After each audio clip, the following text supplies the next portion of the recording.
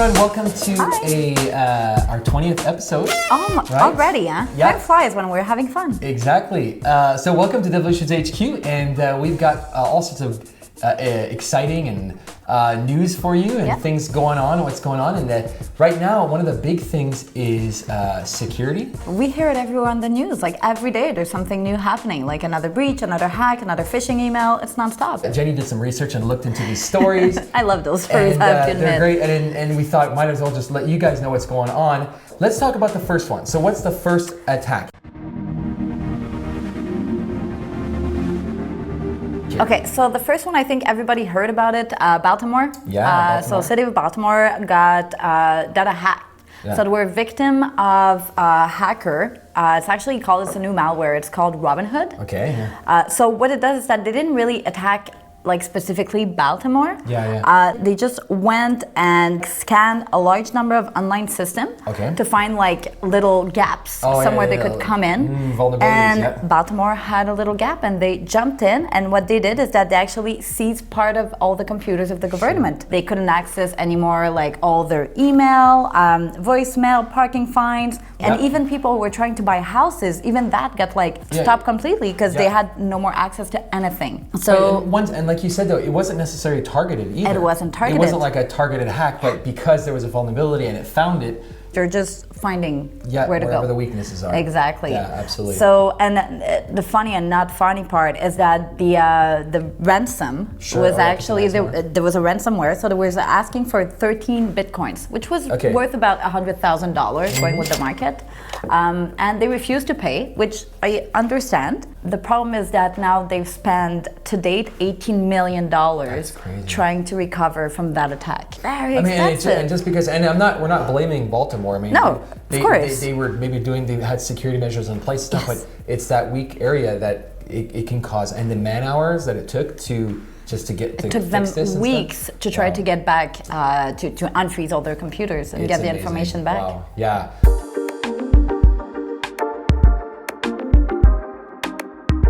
The second one was actually for us. I mean, we're from Montreal, we're in Canada, so it hit home really hard.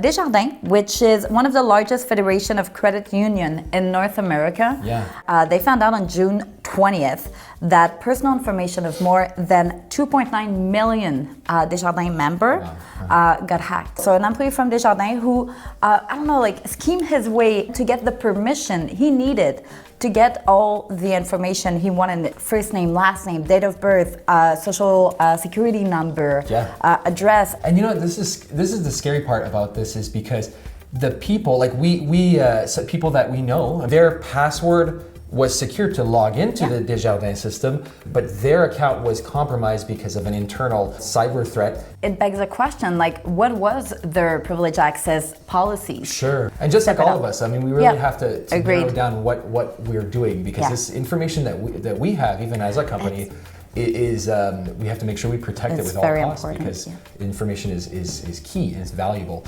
Now, what is something Desjardins has done to help the people that have been compromised? Okay, so what Desjardins, so if someone got compromised, they got a letter saying that their information was part of what was compromised, and that they're giving them 5 years with Equifax. Okay.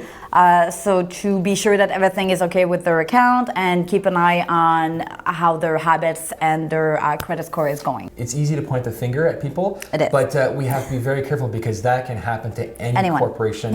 And that's why we have to put the measures in place. So we hope the best for them, especially when they're trying to fix this. We hope everyone will recover. Exactly, that they recover.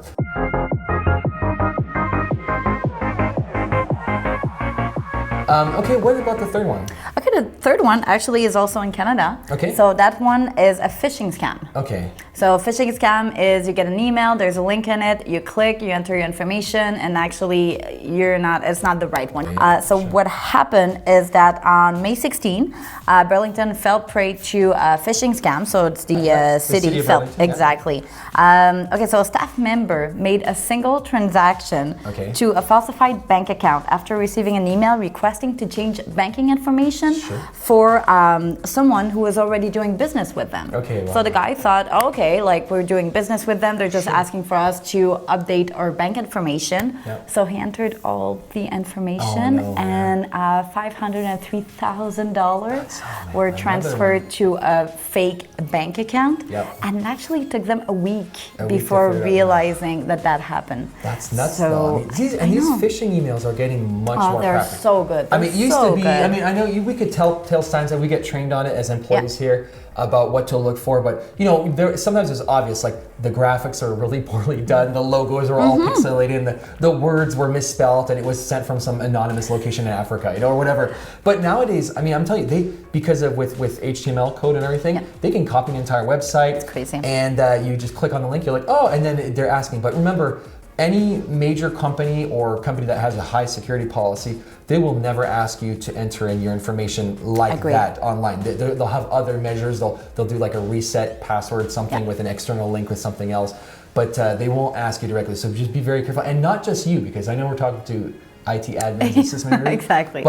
But the ones, it's like the ones you love, like your family members and stuff. It's important to make them aware. Exactly. Your husband, wife, children, parents and grandparents, anybody, they need to know, because it's very easy to prey on somebody like the elderly and people that just don't know. And then accounts can be compromised. But yeah, that's another one, City of Burlington. So in the next episode, we are going to actually give you 5 tips on how to maybe mitigate or prevent some of these things. So you're going to have to wait till the next episode for that. But we just wanted to give you guys the news this week, so you guys would know about what's going on in the cyber threats that are going on in the security world. Just make sure you protect yourself and do your best to be safe, and we'll help you guys control the IT chaos. All right, so until next time, we'll see you. Thank you. Cheers.